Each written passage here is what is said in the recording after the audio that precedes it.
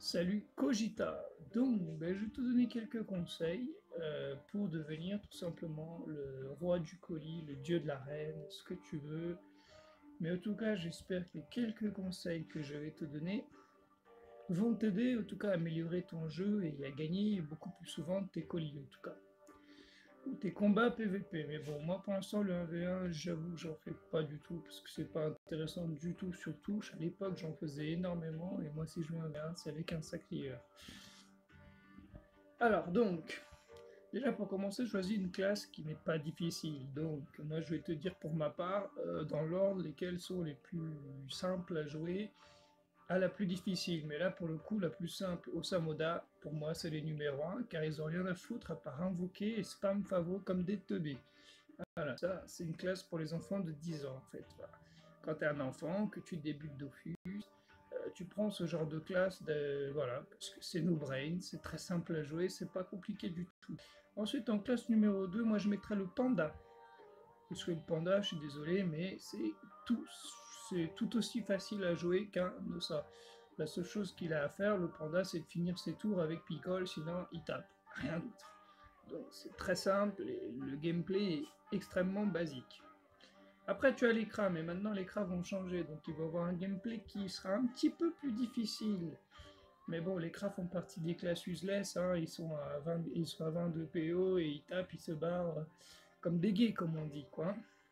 Donc bon, pour moi, c'est les trois classes les plus simples à jouer du jeu. Après, voilà, tout dépend de ce que tu veux faire, quoi. Mais en tout cas, en colis, c'est pas le genre de classe, moi, que je jouerais. Panda, c'est bien pour PVM, Kras, c'est bien pour farm en PVM, et Ossa, ça sert à rien, faut delete la classe. Moi, je supporte pas les Ossa, donc du coup, j'en dirai jamais du bien. Mais bon, ceux qui aiment, tant mieux, hein.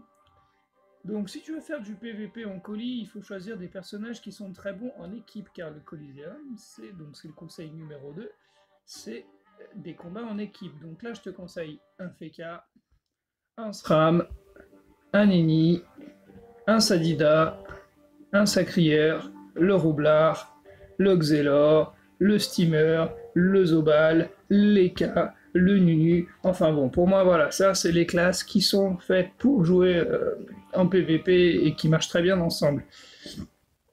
Tout simplement, en fait, il n'y a rien d'autre à dire. Ensuite, on arrive au conseil numéro 3. Et donc là, du coup, hop là, on part directement in-game.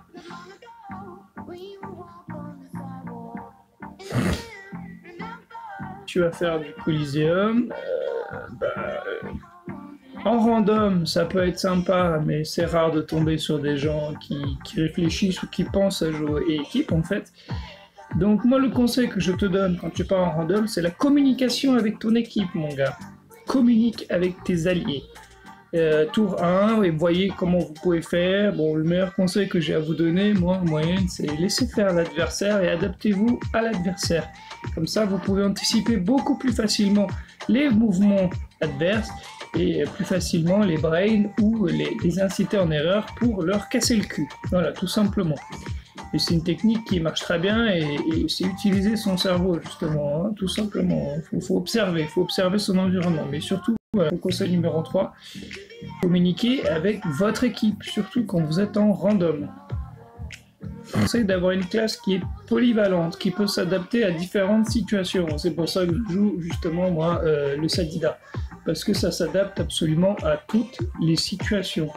Donc soit je peux taper, soit je peux soigner, soit je peux jouer directement avec un petit arc et tout simplement me faire plaisir comme un cochon. D'ailleurs, ça me fait penser, j'ai pas mis le truc là.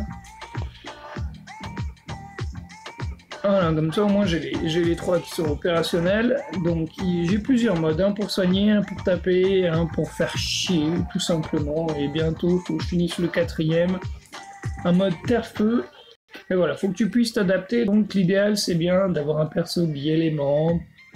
Bi-élément c'est bien parce qu'un coup tu joues terre, un coup tu joues feu, enfin bon, t'as compris les bails, ok? Donc j'en suis à 4 je crois, hein. Conseil du coup numéro 5.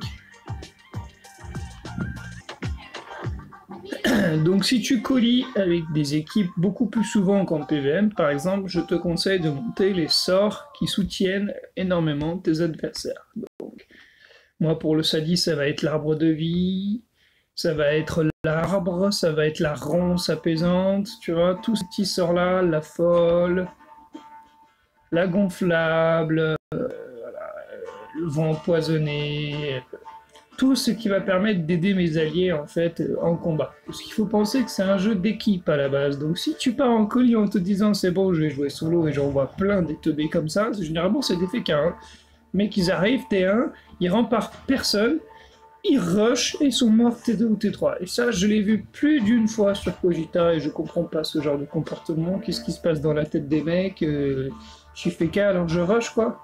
Non les gars, non, non. Et numéro 6 que j'ai à vous donner, c'est bien sûr d'anticiper les tours de vos adversaires. Donc forcément, il faut connaître un minimum toutes les classes qu'on a en face, donc c'est pour ça qu'il faut jouer, hein, tout simplement, c'est comme ça qu'on apprend. Donc où tu les défis en 1v1 pour comprendre un peu les sorts, ou à force de colis, si tu commences BL, les sorts très vite tu les apprends, hein, donc c'est pas un problème. Mais anticiper les mouvements adverses, c'est ce qui me fait gagner les 3/4 de mes colis. C'est-à-dire que anticiper le tour de tel, de tel et de tel, et t'as le tour de tout le monde, du coup tu sais exactement ce que va faire tout le monde en face et tu peux tout bloquer et les brain pour prendre l'avantage. Et ça, l'astuce du colis elle est là, tout est là-dedans les gars. C'est voilà, t'arrives à anticiper ce que va faire ton adversaire, ou à le brain comme il faut justement, à niquer son combo ou son truc. Et là, eh ben, c'est ça qui va souvent apporter la victoire dans ton combat mon pote. Hein. Mais vraiment pour le coup, c'est anticiper les mouvements adverses, ok? Conseil numéro 7, je sais plus où j'en suis mais on s'en fout un petit peu, avoir une team équilibrée, c'est-à-dire un soin, un érodeur, un tapeur, un soin, un débuffer, un érodeur, je pense que tu as compris. Voilà, faut que la team soit vraiment complète. Bon, moi je regarde juste en même temps combien je soigne ou Thanos, parce que du coup, ok, 6000 HP. Parce que ça m'intrigue quand même, j'aimerais bien voir. Bon, déjà, si je crie pas. Ah ouais, mais je tape beaucoup trop fort, putain. Comment je peux faire pour, pour pas défoncer le putsch en fait avec le Thanos? C'est ça qui me pose problème, moi. C'est je l'encule en fait le putsch là. Je lui soignais que 500 en plus, quoi. Putain, c'est absurde.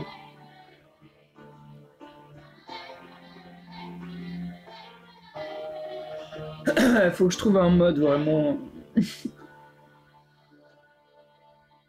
un petit mode. Donc, je disais, il te faut une compo équilibrée. Voilà, donc l'idéal vraiment, c'est, comme je te dis, par exemple un érodeur, donc on va partir sur un Yop, un soin, on va dire un Sadi, et puis on va dire un autre personnage qu'on peut mettre avec, c'est genre un Inu, un Zobal pour les boucliers par exemple, un Zélor pour casser les couilles à tout le monde. Ah, tu vois les bails quoi. Vois-tu mon ami? Donc bon, bah voilà, en gros les quelques conseils pour devenir le roi de l'arène. Mais il me semblait que j'en avais 10 en tête. Je sais, je vais vendre mon Thanos et prendre un équipe à la place.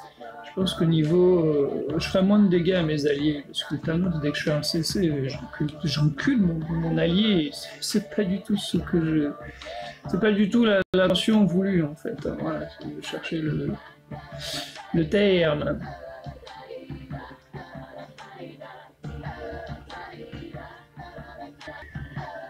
Ça y est, je me souviens. Donc numéro 8. Avoir un personnage qui tape un minimum, mais surtout pas des résistances. Mon gars, tu vas pas en colis avec 10% partout, tu vois. C'est minimum 20 partout en Coliseum. Si tu veux pouvoir t'en sortir, voilà, pour moi, le minimum vital, c'est 15 partout.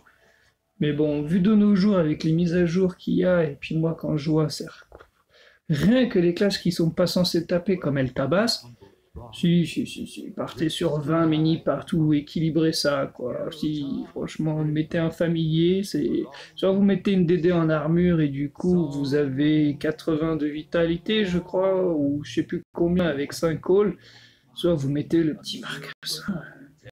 Ouais, les gars, qu'est-ce que vous cassez le cul, tu vois. Et moi, parfois, j'hésite même pas à mettre un petit casque du Dragueuf, tu vois, en mode allez, nique sa mère, je vais faire chier tout le monde. Et ça passe tout aussi bien, frère. Oui, c'est magique. Donc voilà, quelques petits conseils pour être le roi du Coliseum et pour gagner un maximum, surtout pour gagner un maximum tes combats.